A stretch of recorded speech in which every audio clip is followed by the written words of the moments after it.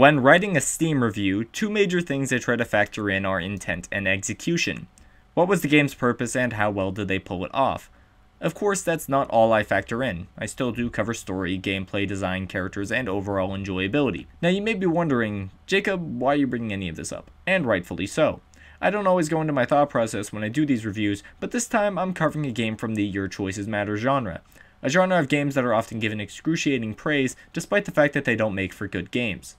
But with all that being said, let me preface this video with this. This video is me reviewing Life is Strange. I will be sharing my opinion over several aspects of the game, and if you don't wish to hear what I have to say, I'd recommend clicking off the video. Thanks.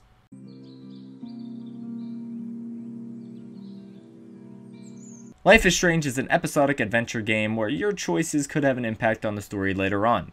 You follow Max Caulfield, a high school photographer, as she inexplicably gains the ability to reverse time and reunites with her childhood friend Chloe. The two try to uncover a missing persons case as they rekindle their friendship and discover who's behind the town's mysteries. Now the problem starts with the first minute of the game. Right there. Life is Strange is a story-based game that features player choice. The consequences of all your in-game actions and decisions will impact the past, present, and future. Choose wisely. Now I could just tear that up, but for the sake of time, I'm just going to say that they don't. Most of your choices will just change some dialogue, and that's it. The reason for this is because the game reworks the story so that most of your choices will result in the same ending. In episode 1, the local psychopath Nathan Prescott will attack you. Now the reason for this in one version is because you told the principal that he had a gun, and he questioned Nathan. But in another, he recognized a picture that you tore up through no choice of the player. Why? Because the game has to have Nathan attack you so your friend can distract him while you escape with Chloe. This game does not provide choices. Instead, they provide non-choices. These non-choices only provide changes in verbal exchanges and or small things that mean nothing due to the final choice in the game. The story takes place over 5 days, but due to the time travel, it doesn't really feel like it. It's difficult to talk about the story without talking about the characters, and oh man, are these characters worth talking about.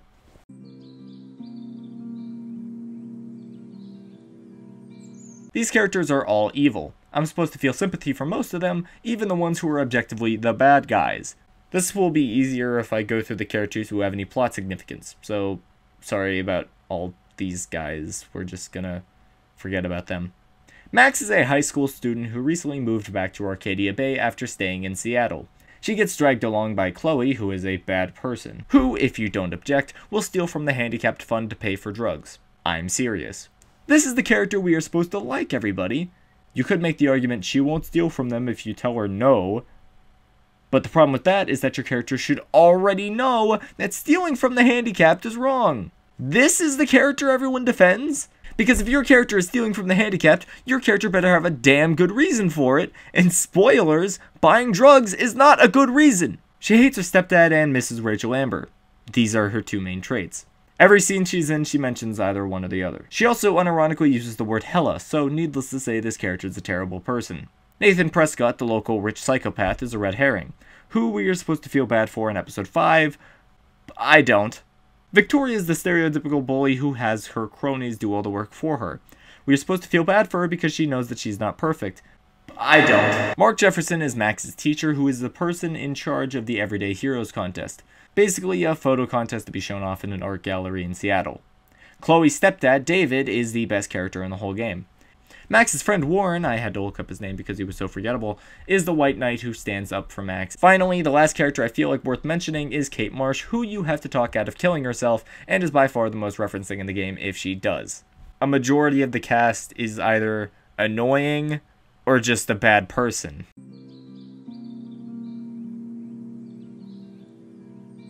This game is an adventure game, which means WASD to walk around, but also use your mouse to investigate items and interact with the area. Too bad it's about as good as the Telltale game, which is exactly how this game is formatted. Except you swap out QuickTime events with reversing time. Ah yes, reversing time. The lamest version of time travel, yet still a version of time travel. Do we need to bring up how rewinding time to undo choices makes the whole every decision you make will come back in the future invalid? Because I can tell Mr. Jefferson one thing and he'll say something negative, but I'll reverse time and say the correct choice, and then it doesn't matter because any form of change in the story is completely superficial. The game's time travel mechanic is just hold down the right mouse button and boom. your choices mean nothing. You can also jump into pictures, change the past, and create a new universe, but they don't really focus on that. You have to do this by focusing onto the picture using A and D as well as the left and right mouse buttons. Also, the time travel mechanic is never explained in-universe. All the characters know that Max is able to reverse time by sticking her hand out and is able to jump into photos by looking at them, but they don't know how. Max doesn't even know how. We don't even know how.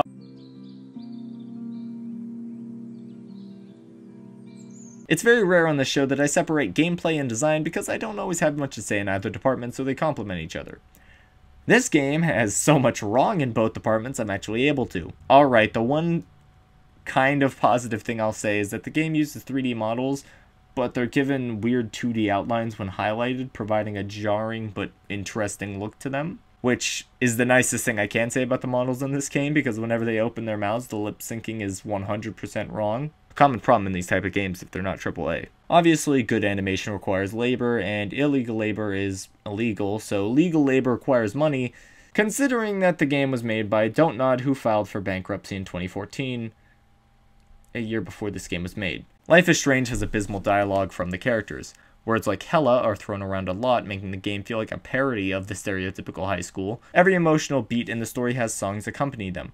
But since I didn't feel like getting copyright stricken, I played the game with no music, and while it provided some unintentional hilarity as characters danced to nothing, it didn't take away from the emotional beats as I felt nothing anyways. I will say one thing, and that is when the game gets a bit more experimental around the final episode, it does look nice. And that could just be because they were trying to save money by reusing a bunch of assets, which they did. But I will say that it was the most interesting the game got. But then the final choice kills it all. Speaking of...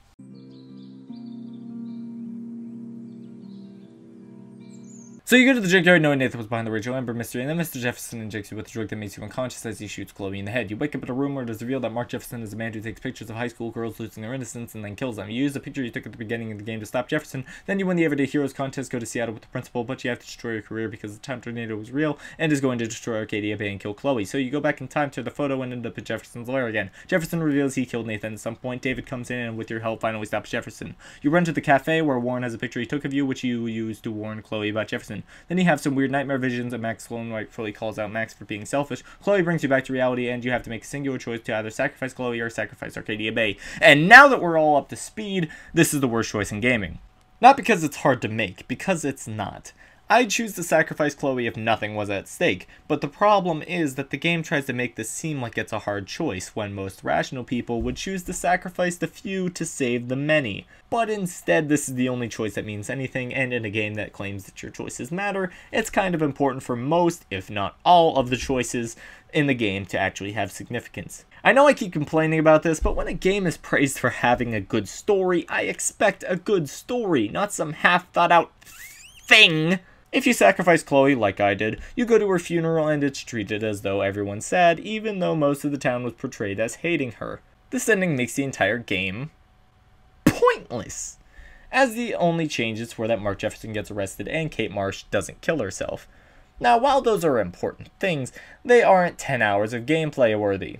If you sacrifice the town, then you drive through the destruction and it's treated as though this is better somehow. Like a more upbeat song is playing. Almost as if getting to know all of the other characters was completely pointless, making the rest of the game pointless. What? I don't like that ending. I don't like that ending at all. That was very just like, okay, done, gone. Everybody's dead in the town, but we're fine.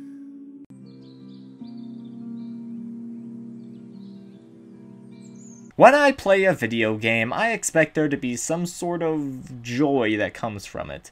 A game doesn't always have to be funny, and a game doesn't always have to be fun. Hell, a game doesn't always need a complex story or characters. But when a video game can do these things, it can be magical. Life is Strange had none of these. The story made very little sense, and was filled to the brim with filler. The characters were downright evil or manipulative. The game's only comedy came from the game's mistakes, and the game was not even fun. The lowest game on the chart is Simulator Hipsteria 2K17, a game that asked for 99 cents for about 30 minutes of constant achievements and a couple laughs at the revelation of how stupid it was.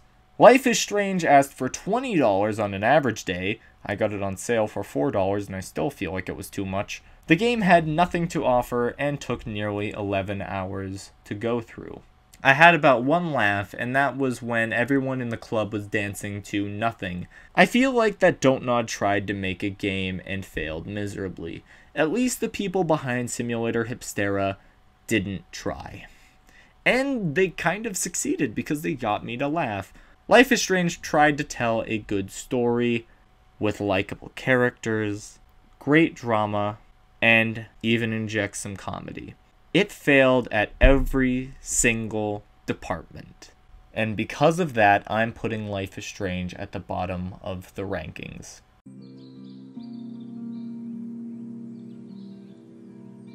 So I think I made it very clear at the beginning that I value intent and execution along with the topics I discuss.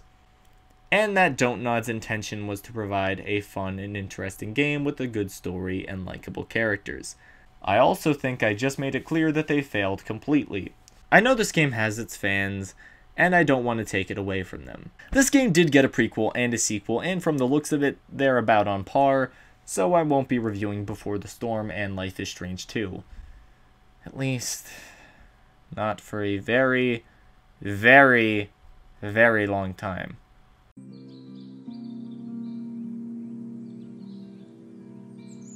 I'm going to try to stream on my Twitch after the release of new Steam reviews. Possibly streaming weekly. We'll see. So thanks for being patient, and as always, I will see you next time. Bye.